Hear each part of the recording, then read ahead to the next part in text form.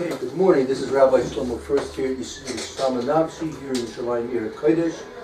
I'm substituting temporarily for Rabbi Reuven Levitt, and Tsama Nafshi is located in Yerushalayim, Yer Kodesh, not too far from the central bus station on Rehov Zikron Yaakov number 6 in the Beit Knesset of Kohanim Yeshiva. So you can walk from the central bus station or take a bus or driving. Very good. If you're coming from Kustrats, please join us in our shiur. We love to meet you and enjoy your presence and participation. Relevant to the Parshas Shavua is the Mishnah in Rosh Hashanah, Daf Chav Tet Amid Aleph. At the end of Parshas Rosh Hashanah, we have the Maisa of Amalek coming against Klal Yisrael to do war against us. So the Mishnah starts out with a pasuk from this week's parsha. Let's begin. Lou, would you like to be reading for us? V'haya kasher yarim Moshe. And it was when Moshe did something. Yarim is to raise. Raised Yado, his hands. Yes. V'gavar Yisrael, and Yisrael was victorious, V'kula, etc. This is the famous story where Moshe raises his hands and we're winning, and Moshe lowers his hands and we're losing, and then Hur and Aaron came and held up his hands. Right. Yeah. If you like, you can read. You want to read the whole parsha? If you want here, it begins.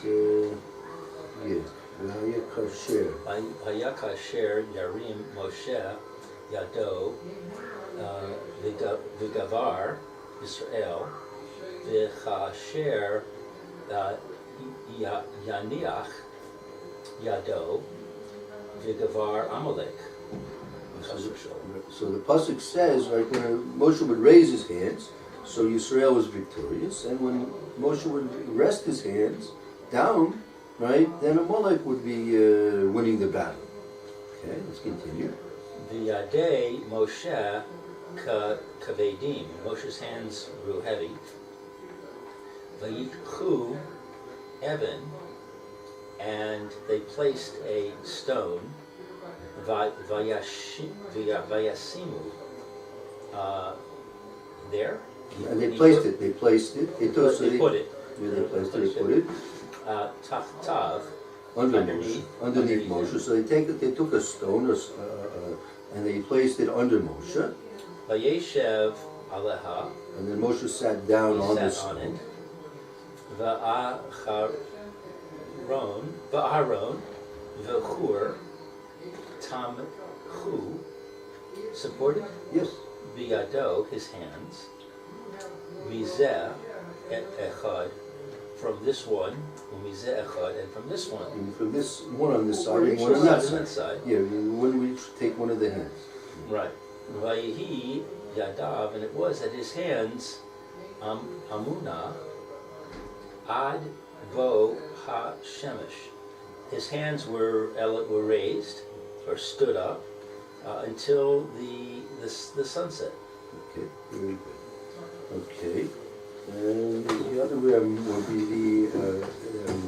be their faith, right, until until the night. Oh, it's a moon that's not like Anita? That would be with the Dalit in this. Yeah, Amunah was their faith. The faith in his hands? Well, that's what's a part of the difficulty understanding what the pasuk's meaning here. Mm-hmm. Right.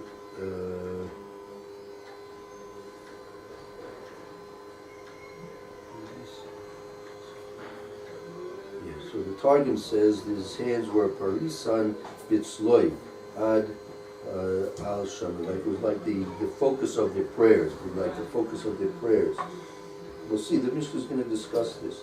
And it says here, Rashi explains, Yadav Bamuna, the hands of Moshe were their faith. Moshe Yadav Bamuna, Perushos Shamayim B'Tfila, V'ne'emana V'nechona. That means that was the focus of their faith. I mean, when they saw that Moshe's hands raised up, that's soldiers were talking. Yeah, that would be the focus of their faith. Let's see, the Mishnah is going to discuss this. Okay, so that's, we just read the pasuk. You go ahead. V'chi yadav shel Moshe, and when the hands of Moshe, Osos, did milchama, the war, O she'ovros, or I don't know what she'ovros is. Refrain Milchama. from war? Pardon? Or it could be like that the breakers. I mean, this is the question. V'chi. That's usually sometimes. That's many times the introduction to the question. V'chi. And is it Yadav Shel Moshe? Is it that the hands of Moshe also milchama? They do battle. The hands of Moshe were doing the battle, or shoivros milchama, or breaking the battle. Meaning, does the battle depend upon the hands of Moshe Rabbeinu? Right. So what does it mean that the Torah is telling us that what's this whole the whole scenario that the Torah is telling us, that a lot of things that the Torah doesn't bother to tell us. I mean, many different things that the Torah never mentions anything about. Right. Here the Torah is going out of its way to mention about what's going on with Moshe's hands. So what's the whole point here? And as if those were that the hands of Moshe were doing the battle, that then it was dependent on Moshe's hands. The battle was dependent on the hands of Moshe. Right. What's going on here? Ella. So this is like negating. Rather, this is the answer. What we just This said. is the answer. I mean, the question is, do the hands of Moshe Rabbeinu make or break battles? I mean, that's what's going on. We need to understand what's the Torah is teaching us over here. Ella, rather, what's it coming to tell us? To tell you, Kol Zman, all the time, Shehayu, that they were Yisrael, that the soldiers, Mistaklin,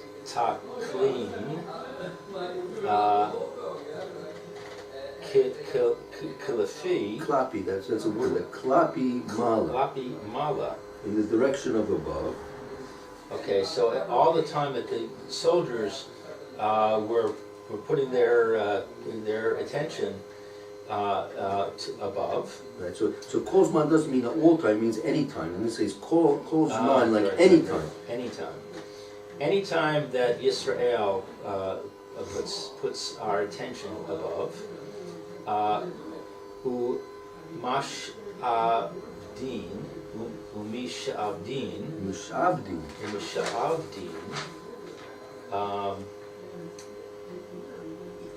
At Leven Libam, and they direct their hearts. Actually subjugate their hearts. Right? Subjugate. I mean, Shibud, like Shibud Mitzrayim, the Shibud is subjugation. Right. So they subjugate their hearts. Their hearts. Avihem, to their father, Sheba Shemayim, that's in heaven. You, it is Misgavrim. Misgabrim. They would be victorious. Okay. In the Misgabrit, to overcome, they would be victorious. So it says so basically, what is it telling you, right? I mean, what is it going to have ways to tell us about Moshe's hands. It's the kavana of the soldiers. Right. So the hands were just like a flag. You know, you direct your attention toward the flag, and that focuses your attention. So the hands of Moshe Rabbeinu, when they see them raised up, they would focus their attention. Mishabed Delev, right? To Avinu Shubashamayim, they would focus their attention to Kadosh Baruch Hu, right? So in the midst of battle, they would focus their attention to Kadosh Baruch Hu, and through that, right, they would be victorious. Right. The im lav, and if not, you, no fleem, they would fall. They would fall, right? They would fall being the hands or the soldiers? In battle, they fall in The soldiers. So they would fall in battle. Kiyotze, Or they would maybe falter. I mean, I don't know if they would actually fall in battle, or they would at least falter. Yeah. Kiyotze b'devar ata. They would go out in this matter. Kiyotzi b'davar ata omer, like similar to this. Kiyotzi b'davar, like you find a similar situation. Omar, it said in another pasuk, in another case, we see the same idea repeated. Oseh lecha seraf the seam. Make for you something and put it, so, al nes. Okay, so it says this is the puzzle. If you remember, this was the snakes were attacking Klal Yisrael, right? So the Kadosh Baruch Hu told Moshe, right? Also lekasar, make yourself a serpent, right? A serpent. The sarv is a serpent. The sim also al nes, and place it. Sim, place. Also place it al nes on a pole. Nes is a pole. So make yourself a serpent and place it upon a pole. Okay. Vaya kol hanishoch, all the snakes. Well, anyone who got bit, anyone who had gotten bitten. Oh, nishoch is to be bitten. Right. And it will be that everyone who was, each person who was bitten, v'ro'eh, so, and he will see it. He will see it. Each person who was bitten will see it. Will see the serpent on the pole. V'chai, and live. He will live. Even though he got bit by a snake, he would see the serpent and he would live. V'chi nachash, and when this serpent. This is the beginning of a question. V'chi, and is it that the serpent memis kills? Right. O nachash mechaye, or the serpent causes to live. Right. So the question is, Moshe Rabbeinu was told to put a serpent and place it on a pole, and anyone who got bit by a snake will take a look, and that's going to cause him to live. The question is, v'chia nachash memis or nachash mechaye? Is it that a serpent, a snake, is going to cause death or bring life? Right. That's what's going on here? Ella, rather, Bizman she Yisrael, at a time when Yisrael mistaklin, pays their attention. Yeah. Klape, ma'ala, to the heights above. Umeshavdim,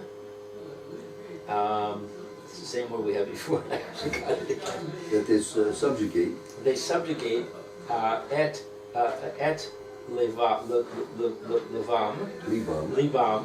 their hearts, la'avihem, to their fathers, B'Shamayim, that's in heaven. You, it will be misrafim, that they will be healed.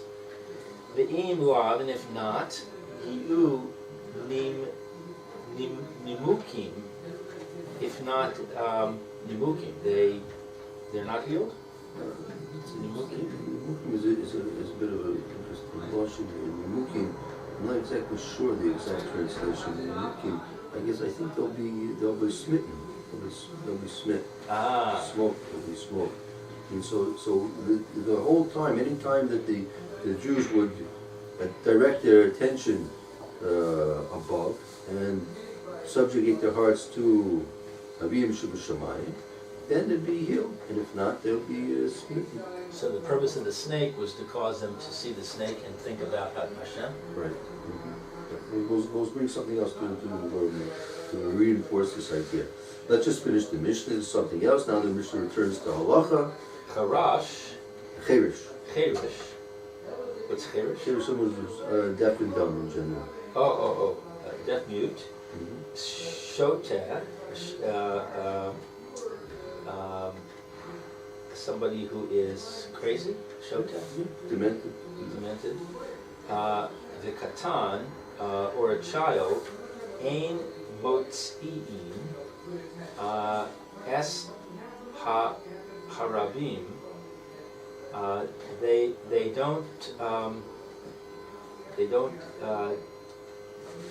qualify for the many. They cannot exempt as harabim. They cannot exempt the public. Exempt. It's a take out. Mm-hmm. They can't take out of their obligation the many. Yadi by the hand. Yedei chovosam. Yedei chovosam. That's a phrase, right? Ein motziin es harabim yedei chovosam. These three people, because they're not obligated in the mitzvah, we're talking about mitzvah of shofar, right? These three people, cheresh, shota, v'katan, they cannot be motzi es harabim yedei chovosam. They cannot exempt the general public from their obligation. Chovosam. Obligation. Zeh haklal. This is the general rule. Kol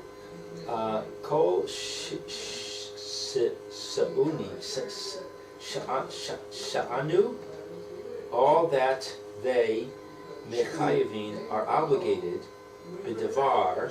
Kol she'eno. Anyone who is not obligated b'devar in a matter, eno motzi, they cannot exempt et harabim, the people, yedei chovtan, from their obligation. From their obligation. Anyone who's not obligated in something cannot exempt somebody else. Right. So if you're not obligated in something, you can't say a bracha and have somebody else say amen. Exactly. Well, no, they can answer amen. They can make. They won't be yotzei. Yeah, if they have to be yotzei, like let's say if I'm putting on my tefillin, right, and let's say a good example. Amen's a different question, but you want somebody to you want to be motzi somebody, so you have to be obligated yourself in order to be to have your act or your words motzi somebody else from their obligation, to have them fulfill their obligation. They want to fill their obligation through hearing you're doing what you're doing, meaning kiddush. For example, we're talking about kiddush in the previous year. So that's exactly what some of the poskim are careful to advise, that if I'm going to be, for example, fulfilling my obligation of mitzvah d'oraisa when I'm davening ma'ariv, kiddush, so when I come home to make kiddush, I'm fulfilling the mitzvah d'orabanan, right? So my wife, let's say, for example, let's say you have other people in the household that they haven't davened ma'ariv, so they're waiting to do their mitzvah kiddush d'oraisa, right? So it's not so proper that I, who have a chiyuv d'Rabbanan, can be motzis them who have a chiyuv d'Oraisa, right? So it'd be better to have the wife say the kiddush? Yeah, well, technically speaking, yes, but Lamaisa, we don't usually do that because it's not the way that usually things are done. But technically, so therefore... But according to this, she's not Yotzi. Yeah, but if I say kiddush to right. Rabbanan. So there's another point you have to realize, because in theory I'm a bar chiyuv. I may have fulfilled my mitzvah d'oraisa, but I'm still a person who is obligated. Meaning, cheresh, shota, v'katan, these people are not obligated at all. Right. But there's a difference between a person who's not obligated at all, right, as in contrast to a person who is obligated, but he fulfilled his obligation. Meaning, for example, let's say I heard shofar already. Now I want to go and blow for somebody else, right? I can blow for somebody else even though I heard my mitzvah and did my mitzvah of shofar. Right? It's not so that it's better if you get a person who didn't fulfill his mitzvah yet, but still it works. I see. Nuances in the halakha a bit.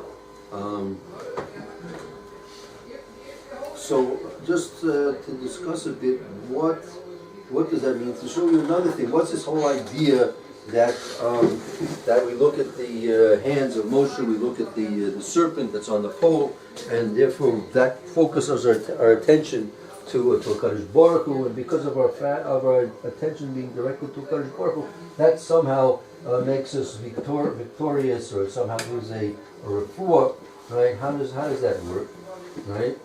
So similarly to this whole concept is what you're also probably familiar with here in we'll pull this here.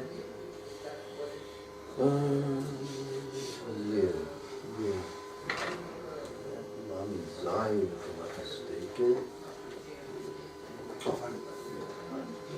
Right there.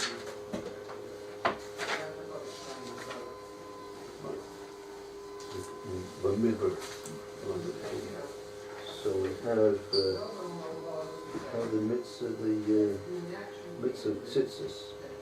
And it's so here. Lauren, want to do the psukim? Sure. Vayomer Hashem el Moshe lemor.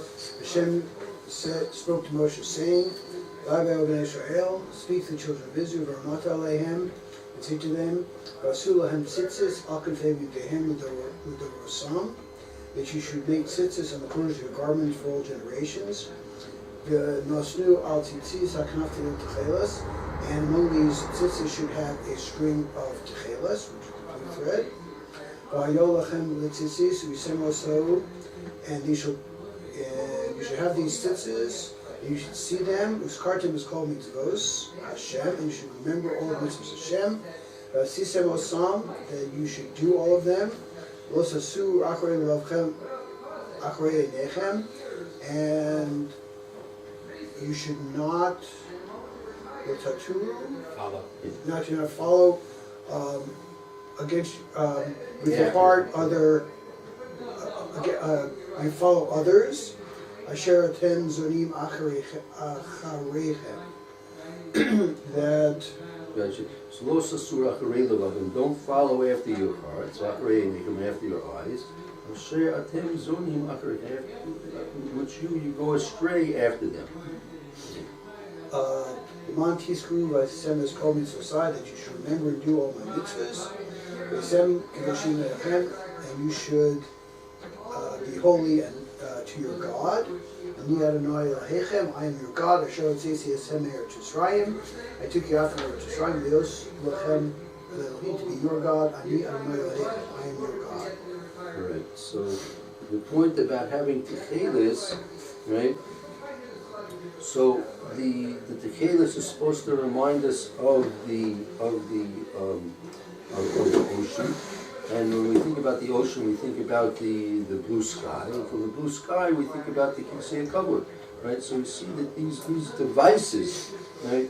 These are devices which HaKadosh Baruch Hu is giving to us in order to help us strengthen our emunah and help us in our simple act of fulfilling our mitzvahs when it comes to tzitzis.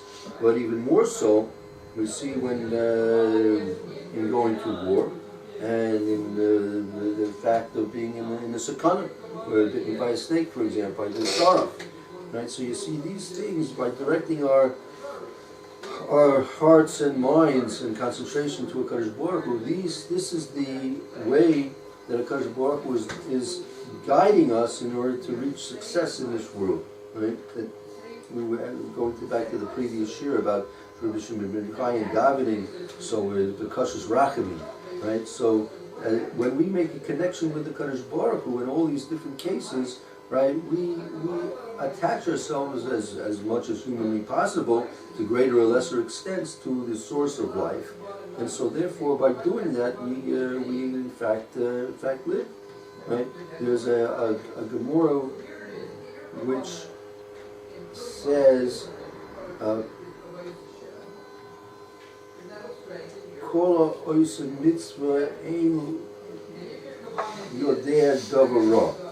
Anyone who does a mitzvah, right, you won't know from anything detrimental.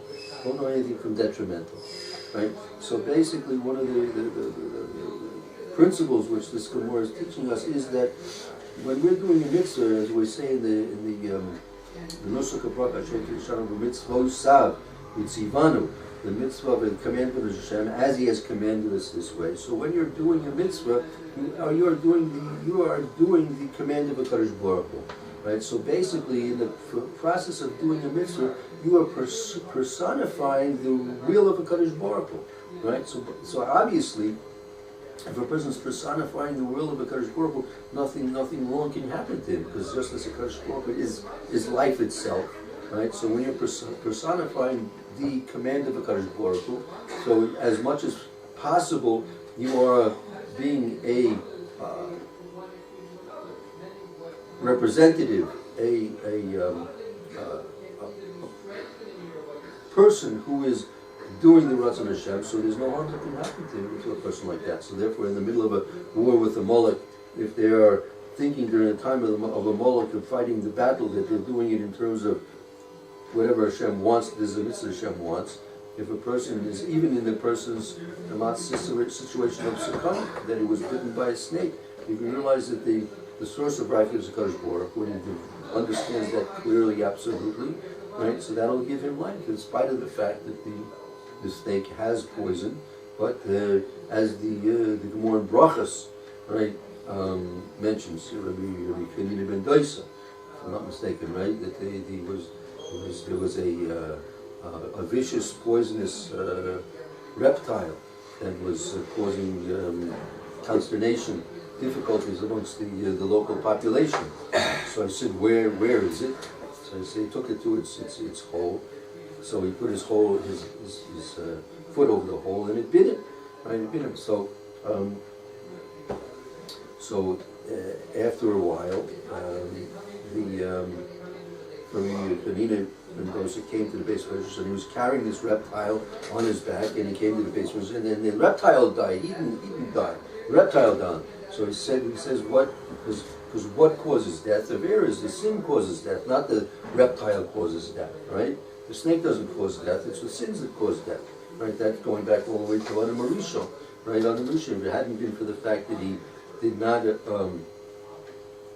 listen to Kadosh Baruch Hu's command about the Eitz Hadas, there wouldn't have been any Misa. So the whole source of death, right, is not listening to the command of Hashem. And conversely, listening to the command of Kadosh Baruch Hu, that brings life. Right, so that's an important thing that we learned from the end of the parsha, that directing our hearts and our minds to Kadosh Baruch Hu, remembering that He's the source of life, and if we're doing the ratzon of the Kadosh Baruch Hu, so that in fact will bring life. Can I ask you a question? Sure. So I can see the example of Moshe raising his hands in the ocean, and the sky, and the Kisei HaKavod. These are all awe-inspiring things, they're all positive things that could inspire us and make us want to look up. But a snake on a pole, I don't get that one. That sounds to me like the opposite of what you would want. That would seem to me to throw a person in depression, saying, "Oh, snakes are everywhere." Right. Well, we're told. I mean, Hashem said, "Look at the snake and you will be cured." Right, but I don't understand that. I think that's the point. Meaning, he could have put a football on the pole, but the fact that do this because Hashem commanded you to look at it, right? That's the key, right? Hashem told you to look. Hashem said that those who will look, they'll live, they'll be saved, right? So the fact that you're doing it because it's a command of Hashem, right? Not because it necessarily makes any sense. Right. Not because it's something you would normally want to do or not want to do. Things should make sense. No. Absolutely. Or should it make sense? Well, the whole basis of the Torah is that things make sense. No, the whole basis of the Torah is that Hashem told us to do it. It does not need to make sense. Well, then why do we learn? Look, Why do we struggle? Why do we try to understand? Paraduma makes no sense. That's not true. Paraduma does make sense. I've heard Shirim on Paraduma explaining the symbolism and the deeper meanings of it. Shotness makes no sense. Again, Shotness may be more difficult than Paraduma. I don't think. No, actually, I have heard a drasha on shotness. But it doesn't matter. there are explanations. Say it's a chok doesn't mean it doesn't make sense. No, there are explanations to Say everything it's in a the chok Torah. means it's However, something that we wouldn't have come up with ourselves. Yeah, but we don't do the commandments of the Kadosh Baruch Hu because they make sense. We do it because it's a command from the Kadosh Baruch Hu. I understand. If it makes sense, that gives us more enrichment in why and how we're doing the thing. That's my right? point. What do you mean? That's the point I'm making. That we are supposed to try and make sense out of things. Yeah, We're supposed to right. Learn and study and rack our brains and pound our head against the wall to try and make sense out of things. Yes, it's true. Some things we can't make sense out of. There's some things are beyond us. Many things are beyond us. Right.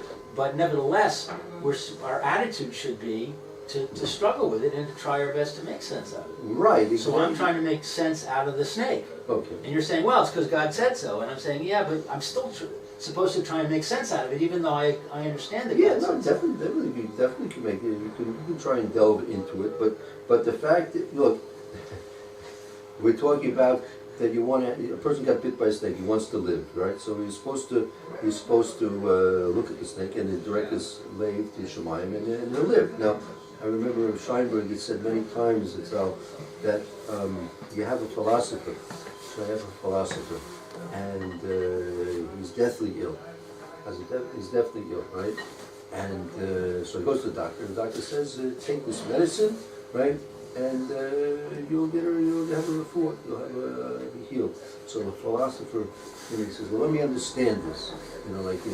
What's it supposed to do and how's it supposed to work? So by the time the philosopher figures it out, right, it's too late. So the doctor says, this is what you do. You want to take the medicine and then think about it. Okay, fine. So this is what you're supposed to do. You're supposed to look at the snake. You look at the snake, and then you want to figure it out. You figure it out. Well, you got to look at the contraindications at least. Yeah. You never know. Okay. Instead of making you well, it might kill you. Well, there's always. You break up in times or some stupid things. It's interesting because different doctors have different approaches. Yeah. What do you mean? And I mean that some doctors will say, I'm not going to bother explaining it to him. He's not going to understand it anyway. Right. Good. And other doctors will explain it, and I much prefer the doctors who explain it. Yeah. Even though you're right, it doesn't matter. No, The fact that he explained to me what this is doing and how this works is not going to have any effect at all on whether it works or not. That's not so. Makes me That's feel so. better. No, there is a psychological element here. There is that a person understands. To a certain extent, if a person understands, he may feel more comfortable taking the medication, Right, and it may have a better effect. There are some, but in general, it's look. We're not really rats, face it, they test these things out, it works on, test 1 million rats and, 90% of them get well, so it's going to work. So they try and transfer that to humans. But it doesn't always work exactly that way. So there's something to be said, but you're right, if it's tested in true medicine, so you're supposed to take the medicine, and in general it'll work. Yeah, it's known that people who have a good disposition generally heal better. Whatever, people who generally have a more positive outlook on things generally heal better. No reason for it. Therefore, if the doctor explains to you, it makes you feel more comfortable with the medicine, with the procedure, whatever it is, your chances of it healing you are going to be better. Why does that work? I don't know why that works. But Right. I know, people who want to get better more often than people who don't want to get better. Don't get better. I have a friend, his wife is a medical clown. What's a medical clown? A clown that's hired by the hospital to go around and cheer people up in the wards. Right. Some people are not interested. They leave you alone. They want to try and work at it themselves. Other people are very happy. It takes their minds off things. They get them in a better mood, and it has a better effect. So so there is something to it. Yeah, there's something to it. So again, with the mitzvahs. So what do we understand from the snake on the pole No, that's supposed to inspire us? No, so it's not. No, I think the main thing is, like Laura had mentioned. The main thing is that this is what Hashem wanted you to do, right? So Why did Hashem pick a snake? Why didn't he put a football on the pole instead? Yeah, you are worried also the snake had attacked you, the snake would kill you. Right. I mean, don't think it's the snake. I mean, that's the so. Don't think the snake is what's making the difference here. Just like the snake gave the bite and gives the poison. The same thing, the image of the snake is the same thing which can give the is Hashem's shliach, Hashem's agents to give the yeah, right. The same agency. That's the discount. It's going the opposite way. Like and look, even to this day, what is the medical sign for a pharmacy? They have a snake on a pole. They have a snake on a pole. Well, we got it from this, don't you? Yeah, of course we did. Yeah, no doubt about it. I'm completely confident that they got it from that for sure. Yeah. Right. That whether that's what it looked like, I don't know, but that's what they think it looked like. That's the whole point. Huh? And we know antidotes are made from the poisons as well. It's not so far. And if you have a hangover, you should have another shot of whiskey. Oh, is that what you're saying? Yeah. The hair of the dog The that hair of bit the you. dog that bit you. Yeah. I'm not sure that's really such a good idea, but. Right. Okay. I guess we can get ready for that. I'm happy to continue on with Gemara here in a few minutes.